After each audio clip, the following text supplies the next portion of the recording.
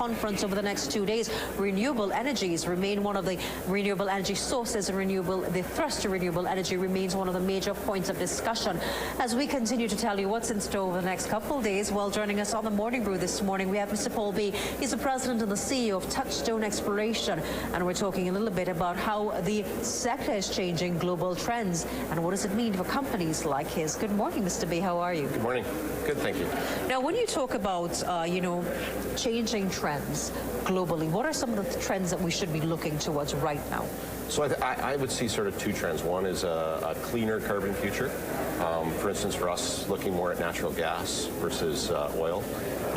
Some of the other things, our definition really is energy, not defining it whether it's oil or gas. We bid on the renewable round, for instance. We haven't heard anything on that yet, but still waiting and hopeful on that. So that's, I think, the biggest change we're seeing for energy companies for sure around the world. Now, in looking at, the changes for cleaner energy and renewable energy, is enough being done from a policy position to encourage companies like yours and others in the sector to go that route? I think there is, and there's certainly enough data that proves that we should be doing it. There's no question about that. I don't think you can argue that technology. I think some of the infrastructure still isn't there. Maybe some of the fiscal policies aren't quite clear enough yet to fully understand the long-term benefits of it. But I think that evolves with time once you get a few of these projects done initially. And that's sort of the stage that we're in right now, is trying to figure that out a little bit. And it's a bit of give and take between governments and the companies for sure.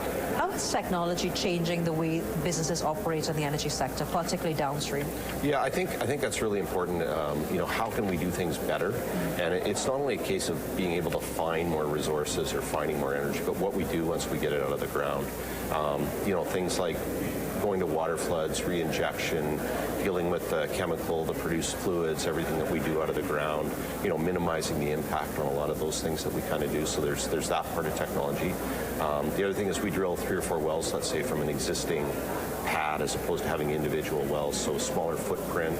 There's a lot of things that we can do to minimize our impact as we go forward for sure. Now, you look at, Touchstone is part of, in terms of exploration, you're looking at where you trade and you are located in Faizabad, but you're talking this morning about ways to increase oil and gas production. We have a lot of mature fields in Trinidad and Tobago.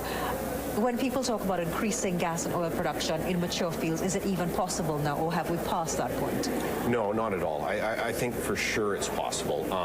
I'll be sort of blunt on this one. I think the problem is the Tax Act, the fiscal structure in Trinidad now, was put together back when the mature fields were in their prime, right. And that hasn't kept up with the changes that need to happen to incentivize that next round of development in the mature fields.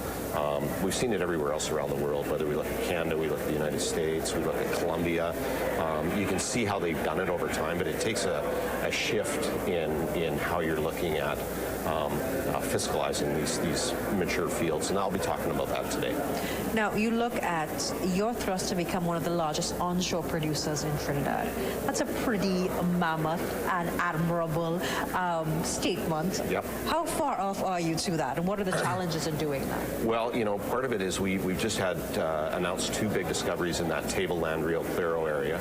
I think if we get those on probably in the next year to 14 months, it'll put us probably somewhere between Shell and Heritage as number 2.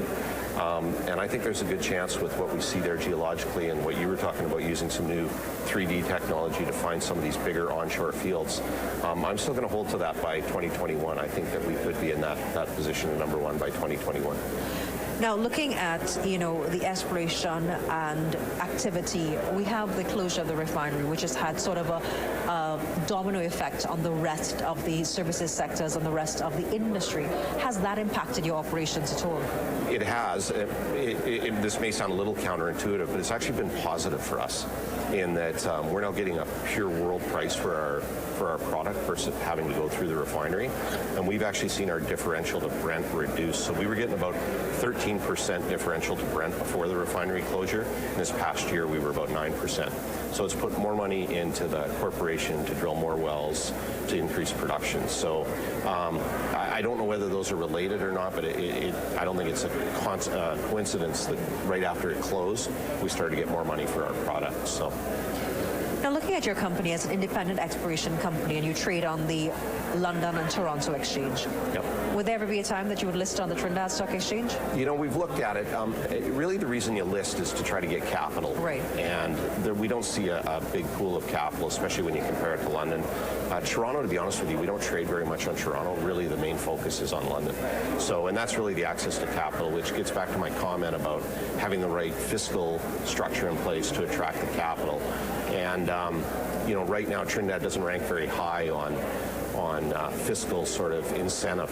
Tell me a little bit. A lot of times industry players like yourself will talk about the fiscal policies, and this is a term that I've been hearing for quite a while now, where government's inability to move. And, the minister will say that they've made some movement. What in particular would you like to see? If you had the opportunity to narrate it to the minister, what would it be?